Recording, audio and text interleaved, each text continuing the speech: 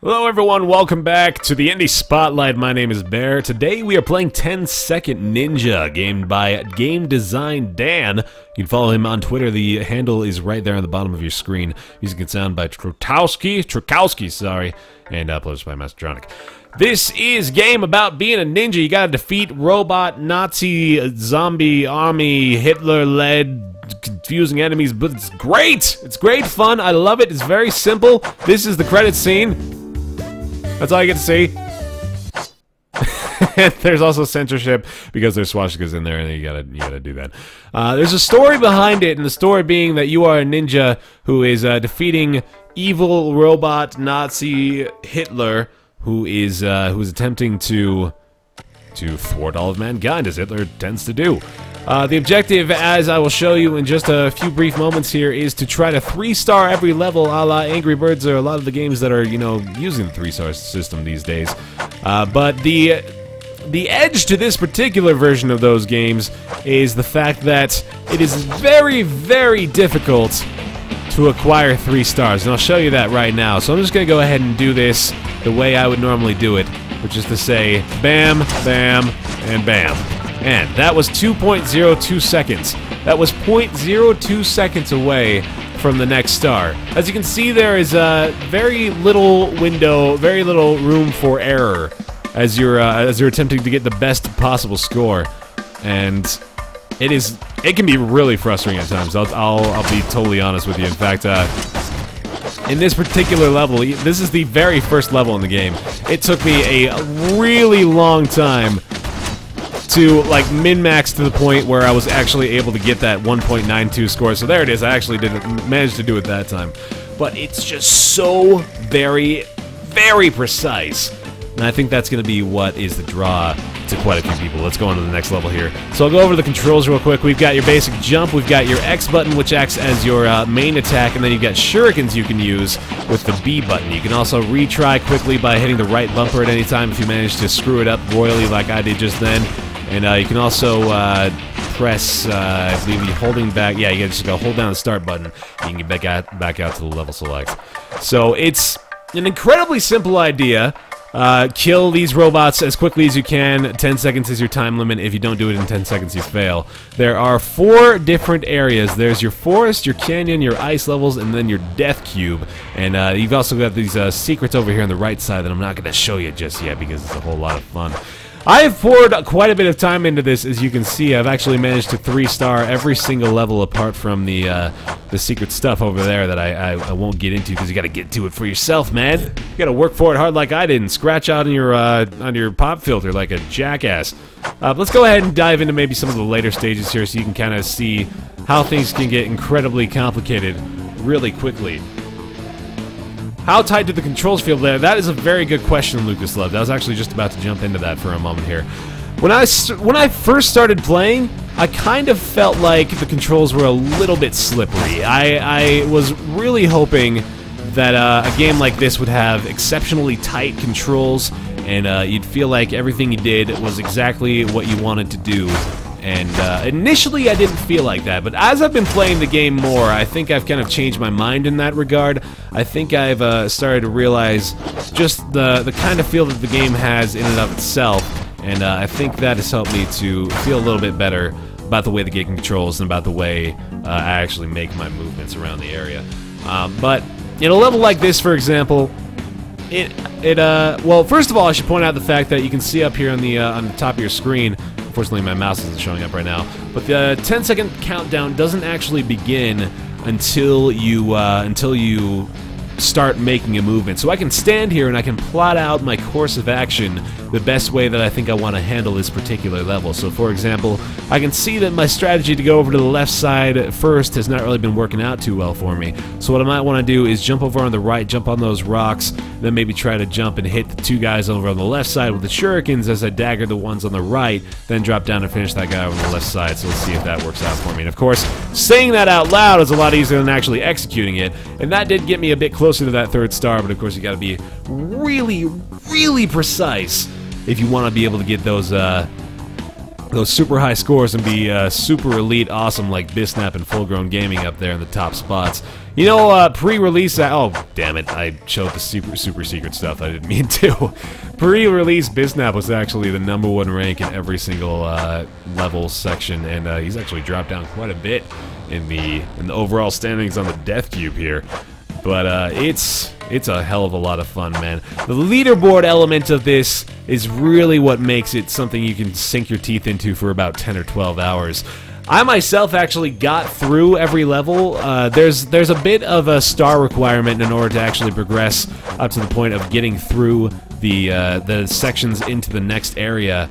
But I really don't feel it's too difficult. I think a lot of people will be able to get through that star requirement easily enough to beat the game itself in, honestly, 1 or 2 hours. It didn't take me very long at all to properly beat the game, but in order to get to this 3-star level the way I have now and be able to beat all the levels, you know, satisfactorily, I suppose I want to say, it took quite a bit longer, and that's really what you're going to get your value out of. If you're one of those people who ill-advisedly measures the value and worth of your games on the dollar per hour amount, then you'll be initially distraught, but as you begin to realize what the true value of the game lies in the min-maxing and in the attempts of besting your friends and getting the highest possible score you can, that's when you start to make good on the dollar amount purchase. And I don't even remember at all how to play this level, man. I'm gonna go ahead and go to something else here. Let's hop over to the ice world so I can show you guys. Things do start to pick up quite a bit as well. There are bosses indeed. Yeah, you probably saw that. In fact, let's go ahead and do a boss fight real quick because I can show you guys a little bit of variety in that regard. Variety is kind of not the greatest word to try to sell this game on, because, of course, this is still just a 10-second ninja level, and now you're interfering with Robot Hitler's birthday party like a jerk. But yeah, that's your boss fight, and it's kind of not anything of particular highlight value, but there it is if you wanted to see it. And yeah, this is honestly, this is the gist of it. I mean, like, I can go ahead and show you guys the options menu as well as I did. Sound of music, rebind your keys. You can actually rebind your keys, which is awesome. And you can also play this on a mouse and keyboard. I don't think I'm going to be able to get out of here without doing what I want to do. Oh, crap. Oh, now I got to do this. Blah, blah, blah, blah, blah, blah, blah. There we go. Nice. Back. Okay. That doesn't matter because I never play with the keyboard anyway, and that's probably going to come back and bite me in the butt when I run out of controller juice. But anyway, yeah, this is 10-Second Ninja. So, I think, I'm gonna go ahead and play one round through of, Super Secret Territory.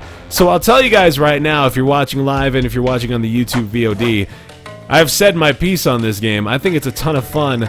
I think it's absolutely fantastic. It's $10. You can get it on Steam right now, and I highly recommend it. It is a ton of fun. But what I'm gonna do here is I'm actually going to, oh yes, you get the Total Biscuit achievement for opening the options menu. Yeah, it's pretty hilarious. No FOV slider, sadly, but this is a 2D, almost Flash game, so what can you really expect? But I'm gonna go ahead and play something that's a bit of the secret territory in the game. So if you don't want it to be spoiled for you, go ahead and tune out now. I'll give you minor warning. Hold on, wait for him. All right, they should be gone. You're still here. No, you're good. Okay. So this is what you unlock. If you get 3 stars in every single level, including the bonus stages, which are quite difficult in and of themselves.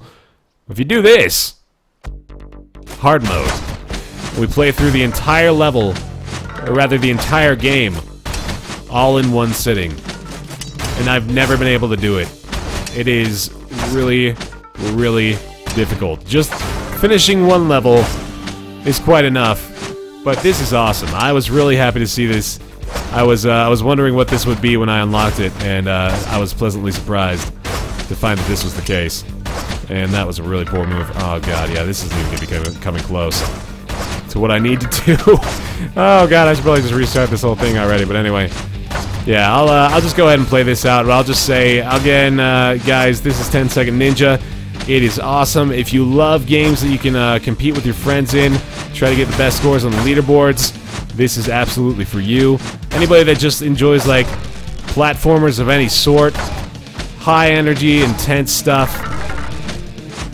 I dig it a lot, and I think you guys will too. But yeah, go pick it up. $10 on Steam. This is going really bad for me lately. I can't perform under the pressure, man. It's killing me. Hello, Enrique. How you doing? Yes, there we go. Oh God. I'm choking, man. I can't handle the pressure, clearly. There we go. Need froze ninja. Yes, exactly. This is clearly not difficult enough. So this hard mode requires you to essentially memorize the best tactics for every single level, and then employ them all in a row at the same time in order to meet the time length requirements for every level all at once. And it is absolutely insane, as you may very well imagine. Oh God, no, I don't think I did this one right either. There we go. See if I can beat Robot Hitler a bit quicker this time. That's a little better. Alright, oh, that was a good start. Bam, bam, bam. And this was kind of the brief point that I was mentioning at the when we first started looking at the Ice Caves levels, but quite a few different obstacles that show up and start making you critically think about your pathing, about your strategy, and about the best ways to handle things. I'm actually kind of starting to remember the best ways to handle a lot of these levels too, and that was definitely not it. Oh God, I keep doing that. But yeah, things look simple at first, but you start to pick up on the true difficulty level. And that'll work, that'll do. Yeah, I'm sure if it was necessary, Baer would have that sorted. It's not a major element of the game. I'm not really sure what you're talking about, maybe the censorship deal. Ah, there we go. It may actually make this work a little bit. This is maybe a little bit farther than I've gotten in recent memory. I certainly not even close to beating the thing properly, but I don't know why I did that. That was a waste of my 2 shurikens, but that's okay. Yes, as you can see, we are already running very low on time. We're not even close. We still have the bonus levels to deal with here, too. I'm kind of showing you guys my basic strategy, or lack thereof, for the majority of the levels here, too. Oh, that was bad. Oh, can I get up there quickly enough? Nope. Oh, God. The thing is, too, the sword's hitbox is quite a bit bigger than you originally may anticipate. Oh, God, that was bad. There we go, and got it. Oh, that's actually a much quicker way of doing that. I didn't even realize. Yeah, so we're starting to get into the bonus stages here now. Absolutely ridiculous, and I'm already going to run out of time. Oh, no. Hop the spikes like a champion. Ah, there he goes. Okay. There we go. Yeah, you start off with, I believe, 240 seconds, so that's 6 minutes to get through all the levels, every single stage, and wow. Yeah, that is it. Again, so guys, pretty quick spotlight here, but this is just about everything I wanted to say about this one. It's about Game Design Dan, who you should totally follow because he's hilarious and a super nice guy on Twitter as well. But yeah, go check it out. I'm going to throw that link up in the Twitch chat right now. That's the exclamation spotlight command. You can also find the link down in the description below if you're watching this on youtube.com/BaerTaffy. Go pick it up. This is $10, 10-Second Ninja by Game Design Dan over on Steam right now. And that'll do it for today's Baer Taffy live show. So thanks for tuning in. Thanks for watching the Indie Spotlight. My name is Baer. See you next time.